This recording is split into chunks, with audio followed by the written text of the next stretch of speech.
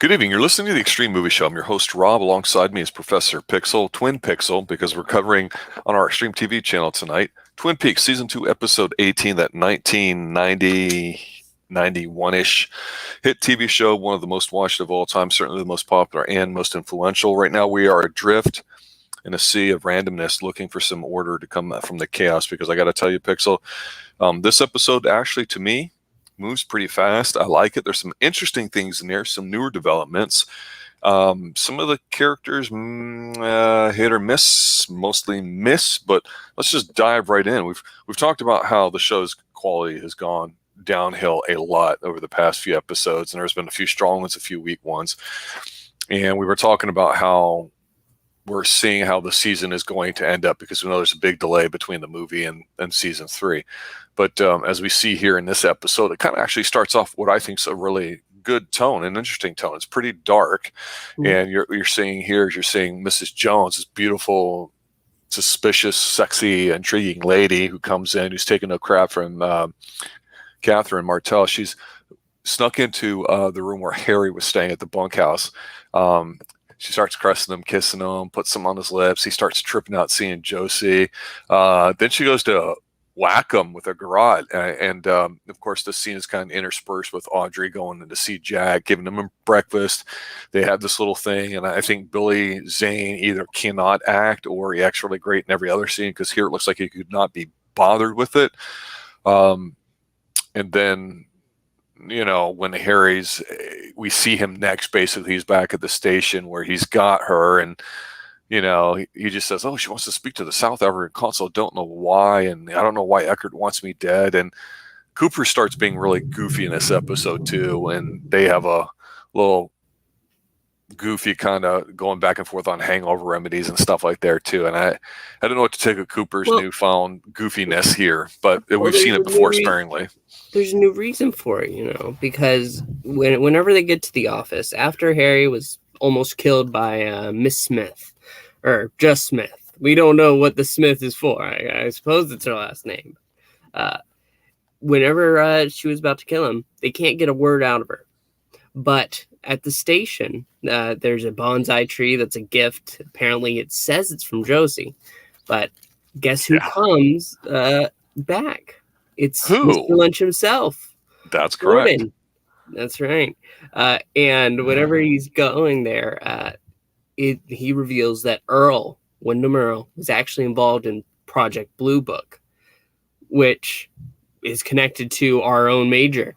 And everything's starting to have some ties here and there. And he notices the bonsai tree in this scene. That's one of my favorite moments. And he goes up right next to it and screams, "Bonsai!" And Wyndham Earle takes the earpiece out because Gordon is a special breed of cat.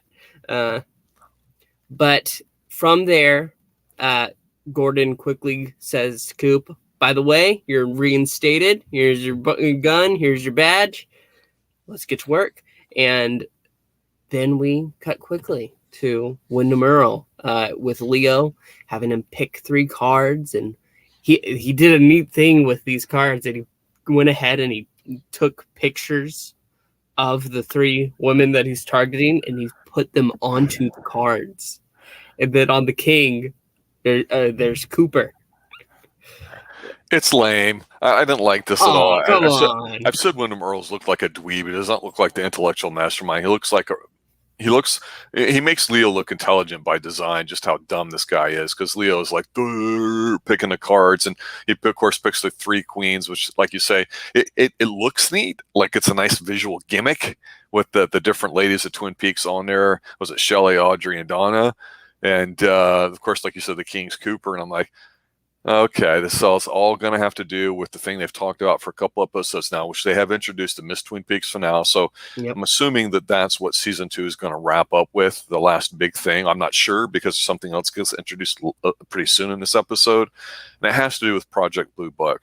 Now, We've talked about before how things are getting really goofy with Major Briggs, so I was assuming that we would see some more of him in this episode, which unfortunately we don't. We get more of this kind of cat and mouse stuff with Wyndham Earle, which has just been a big fail to me at all. But one interesting development from last episode that we talk about, when people have histories, we don't have to see them all at once.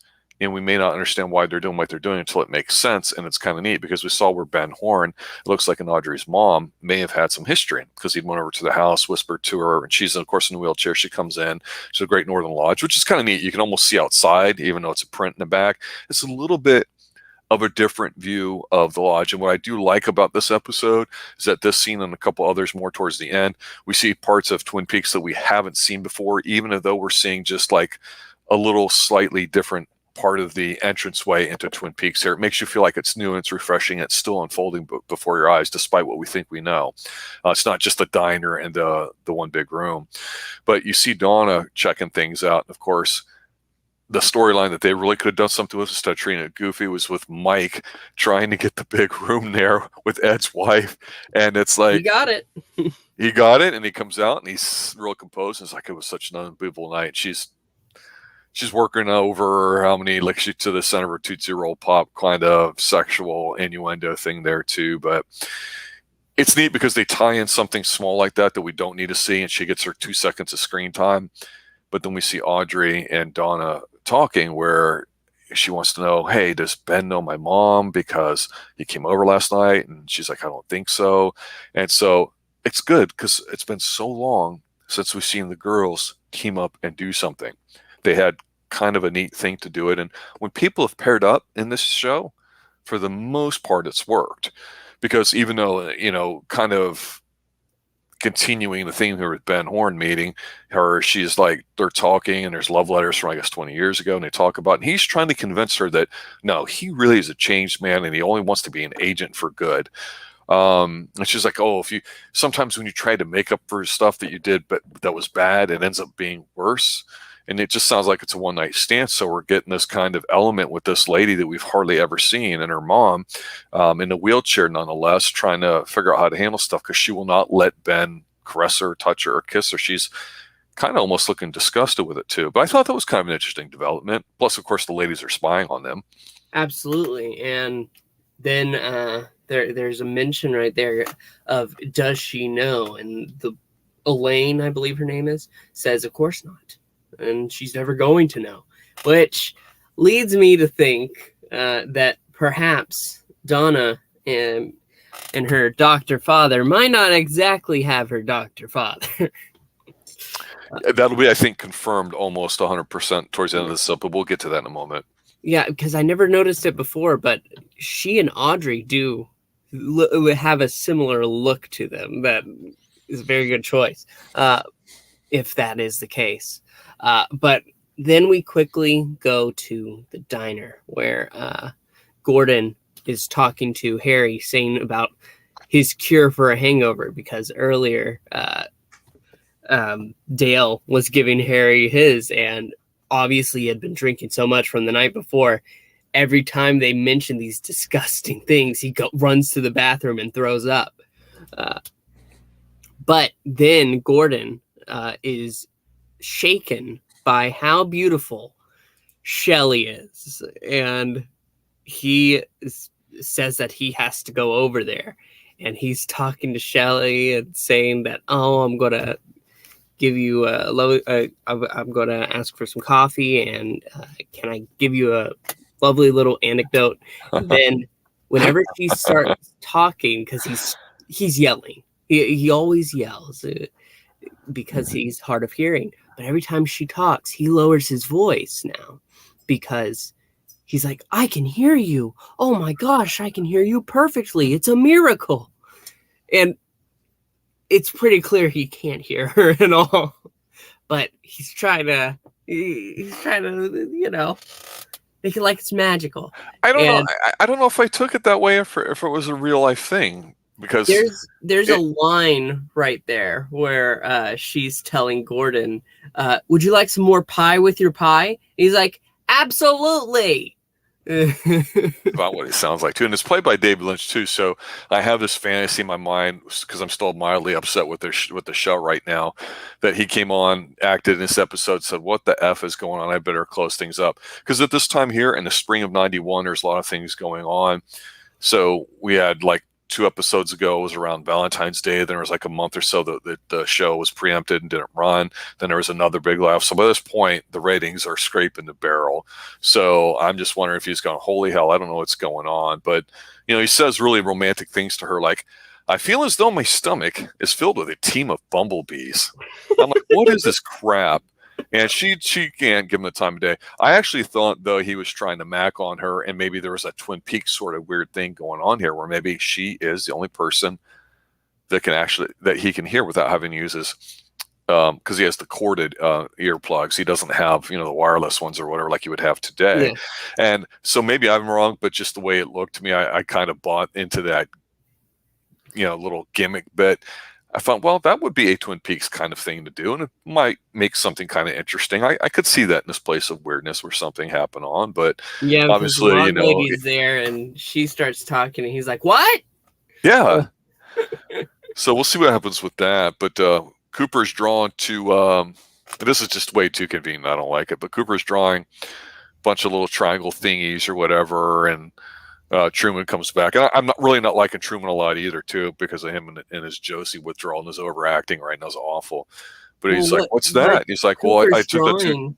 Huh? Cooper's drawing are the marks that are on the Major and the log lady. Log lady, yeah, and she's drawing them together. That's the. And in doing so, it turns out it provides a convenient excuse for Miss Hottie herself to come over and, we're talking about the new lady, the cutter, who basically says, that look, well, yeah, she says that looks like the such and such from Owl Cave. And I'm like, my ears perked up. I'm like, because she did grow up in Pine Hills and Twin Peaks. So it's like, well, where is that? It's like, now we've got mystery. We've got somewhere new. It's simple. It's effective. So I think, at least as far as the structure of the writing, there's purpose in a lot of these scenes, even if characters maybe aren't necessarily being elevated. At least there's the direction when it comes to having something to do. So I did kind of like this scene, even though it kind of went on a little bit. And it's really painful, I have to admit, to watch Cooper just turn into a gushing 8-year-old boy staring at her. It was really disgusting. I can't see him with any other woman. Oh, well, we know Audrey is off and doing her own things. But we aren't talking about Audrey now. We're talking about Donna. Donna gets a postcard from James. Oh, I had to go, blah, blah, blah. We really don't care. He's not on the screen. Did you hear your song there? Yes, I heard the song. I was hoping to avoid talking about the stupid song. But thankfully, it doesn't last long until her dad comes in. Hold on 1 second here. I want to interrupt. Because I'm going through it scene by scene here as we're talking, and she's got this nice little card from San Francisco, where apparently James ran off to. So she's got like a whole handful of mail, right? So she's going through and she's thumbing through, and of course we see San Francisco, and it has the James thing with the stupid music playing, the one that we both hate. But when I pause it, one of the other pieces of mail that she's holding. Looks like it's a bank thing or something like that. And anybody who has this, I'm at the 2510 mark, season 2, episode 18, where it says on this on the see-through part of this other piece of mail, it's on the side of the postcard, and it says Jeff Moore, 12115 Hoffman, Studio City, California. I'm like, they just took somebody's handful of mail from where they're filming this. It's okay. Here's a handful of mail from the prop department. I thought they were almost trying to be a little bit more careful when you have information like that out. But the things you see now when you have Blu-ray and DVD is incredible. Yeah, I didn't notice that. But where was I? Oh, Father coming in and confirming that, she's just seeing him because of a fundraiser. Yeah. Oh, yeah, she told me that for breakfast, being completely unconvincing. So the father knows that the mama boinked Ben and probably produced her. Yeah, and you can tell it on his face. And just on top of that, flowers are delivered for her mom, but with no card. And the doctor does not look happy. He wants this conversation to go away. But quickly... Doctor better bring it. He better bring it before this shows up, because I'm starting to lose respect for him. But quickly, from there, we go ahead and meet her maybe sister, most likely sister, Audrey, in the library. and she is picking up a book, and she's about to leave the aisle that she's in when she bumps into who else but Wyndham Earle in disguise. Poorly, I might add. Audrey talks to him a moment, and he claims that he is a professor specializing in poetry. And so she shows the poem that they received from Wyndham Earle, he didn't realize. And he's like, oh, yes. And he makes a mention of Shelley. And that stuns Audrey for a moment. What? Because Shelley was also one of the people that got this poem. But it turns out Shelley is the person who made the poem as well. Yeah. And Audrey is a little disturbed, but she goes ahead and she does not get caught in Wyndham Earle's trap. I'm not exactly sure what his game is here, going to each of these ladies, but we're going to have wasting to wait. our time. Oh, wow. Trying to show us how smart he is. And the writers have failed Wyndham Earle big time. That might be the biggest thing in season 2 when we go to discuss it. Because right now I'm in the middle of it, so it feels worse than maybe it is. This Wyndham Earle thing is a joke. Oh, let me put each of these girls, small little picture on each of these cards, like a little porno cutout sort of weirdo thing. It's stupid. It took away from the seriousness and tone of the episode. I don't know if I wholly agree with that, but that's a discussion for another time. Yeah, because the next scene, if you were thinking this episode is really serious, you don't. You get to see Lucy complaining about Dick and Andy, and he comes down on a rappel thing because they're getting ready to go to Owl Cove, and you can tell that she's like, you can tell she's picked him to be the father of her kid. It's probably not either of those guys because she's the town whore apparently, and this whole angle is even worse.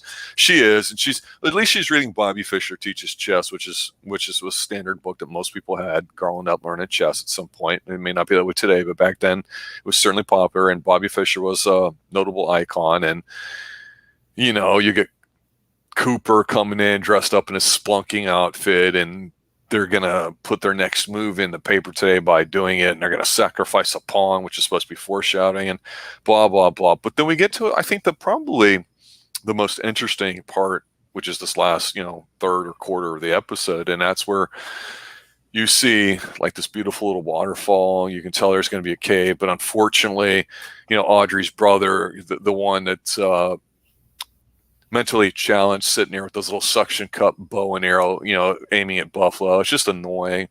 And that was the brother?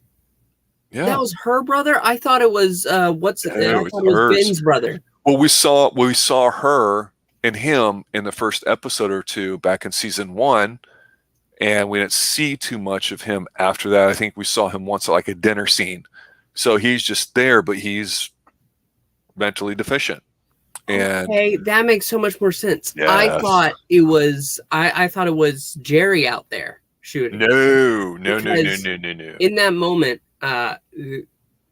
Ben was talking about how Jack Kennedy, whenever he was going in the office, he took his brother Bobby along because he wanted somebody who can tell him the full truth.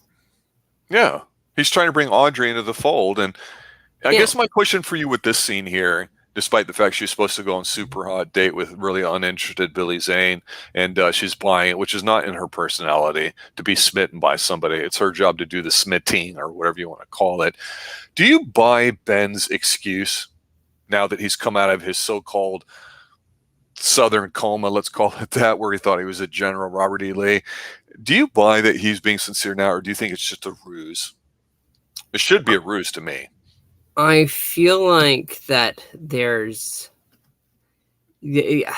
I'm not sure. It feels in the beginning of this scene, you don't feel that. You feel like he's supposed to be genuinely good. That's what his thing is now. And quickly, whenever Audrey takes a job, and he's like, okay, you're flying to Seattle. You're going to a meeting. Flight leaves in an hour, yeah. And her date with Billy Zane is canceled, and he's right there. So he knows. She goes away, and Ben wants Billy Zane to sit with him. And he talks about, I realize I'm doing all of this. You know how I feel? I feel filled to the brim with goodness. But at the end of the day, when I look at the mirror, I don't know how to be good. It's So an interesting line. I like it. And he says, I want you to tell me. And Billy starts talking about just telling the truth. And then in that moment, he decides to say, I'm in love with your daughter. Yeah. And Ben makes a comment like, oh, that's a hard truth. And Billy's like, yeah, it is. And that's when Ben's like, wait, is it? And he starts laughing a bit, but quickly the scene pretty much ends there. Yeah, no, so for Ben, I thought it was interesting because I thought if he had a crisis of his conscience and he's turning into a good guy and he's trying to change things up and we have this stupid weasel thing going on, ferret thing, which admittedly I kind of needs saved, sir. I know it kind of pops me a little bit because it's so silly and stupid. A part of me goes, the show is trying to be ludicrous. I think the writers are trying to do anything to capture interest in it, and really the problem is they're trying to do short term writing and booking as opposed to long-term stuff. And despite some of the choices they made, not all of them always work in terms of interest or whatever.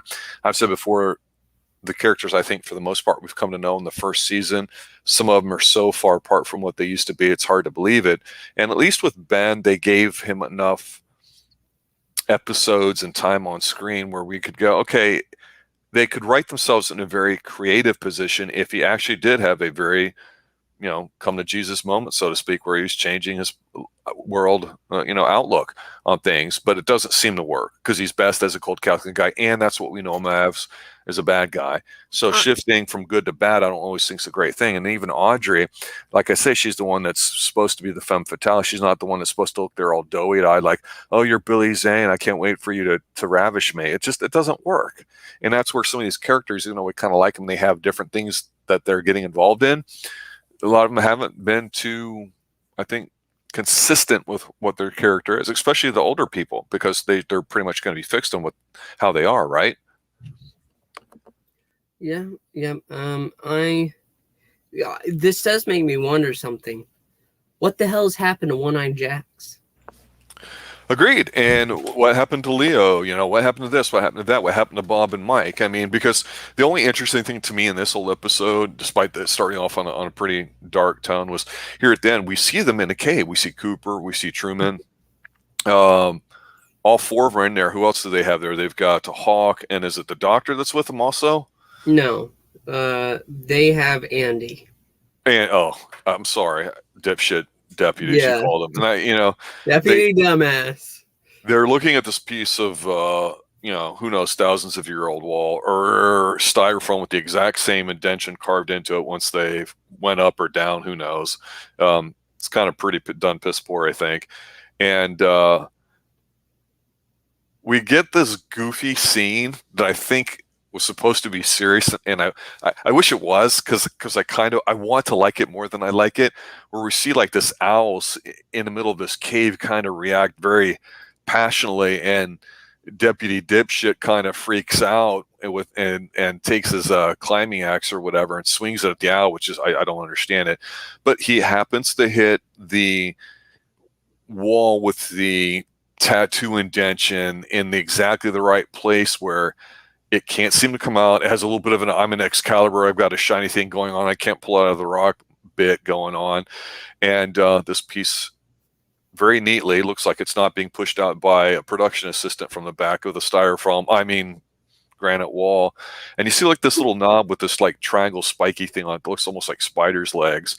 And I'm not quite sure what the hell it is. And I thought, well, aren't they going to mess with it? Because it looks like fire is in the back of it. And Cooper's got a boner. He's like, Harry, I have no idea what this is or where it is, but I have a definite feeling it will be a place both wonderful and strange. And it's like, I can only take so much of that before I want to punch my screen, even for Twin Peaks, right?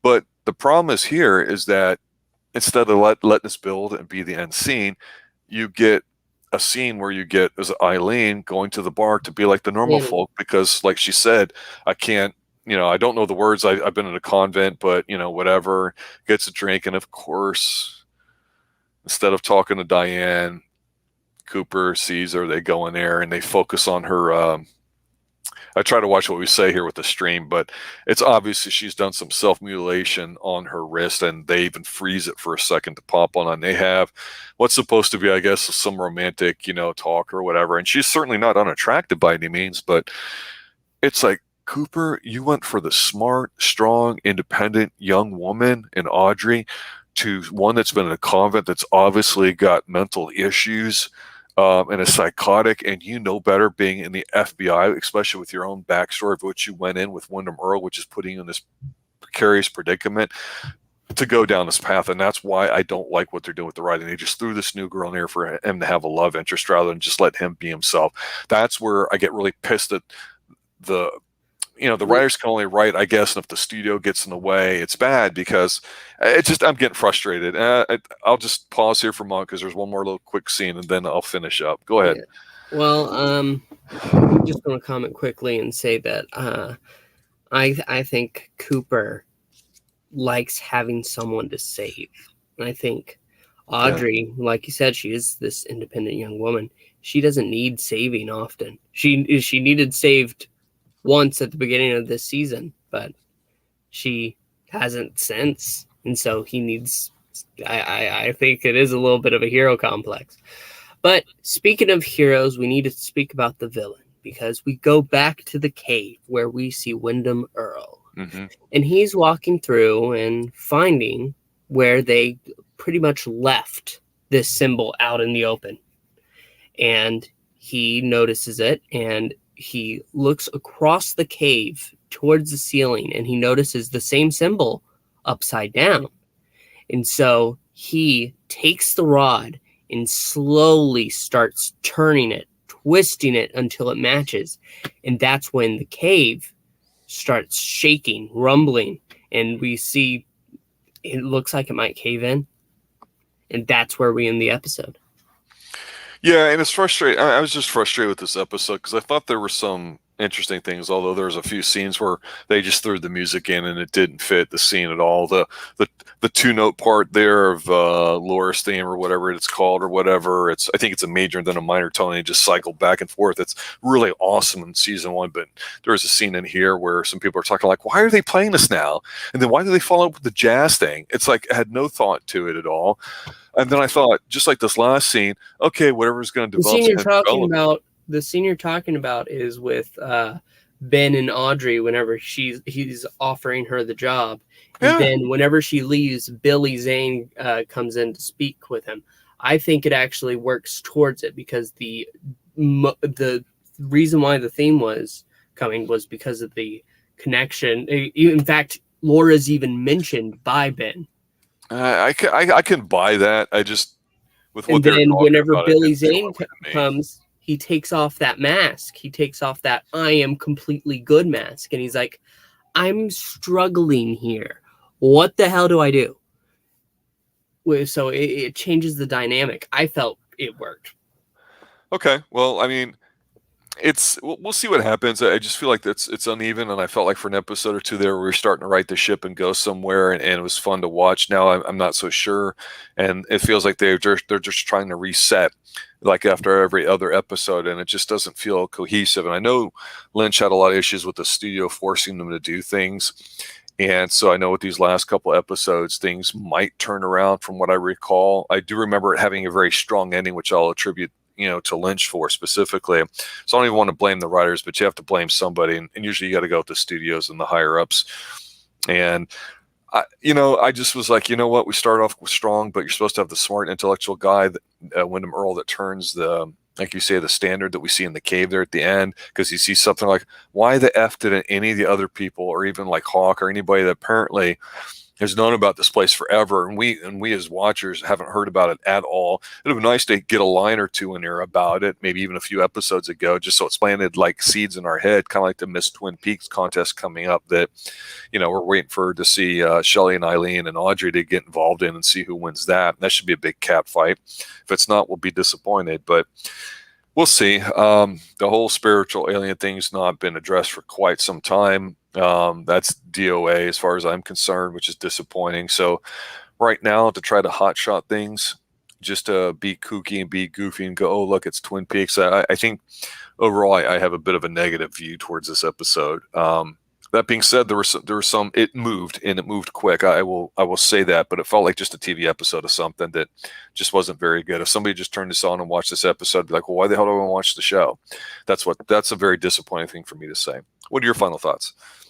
I actually enjoyed this episode. I enjoyed a lot of it, and over the past few weeks, I have agreed here and there that this is getting weaker and weaker, but I feel like we're finally getting our footing back. This felt more like Twin Peaks to me than some of the episodes have in the past 10, maybe 12.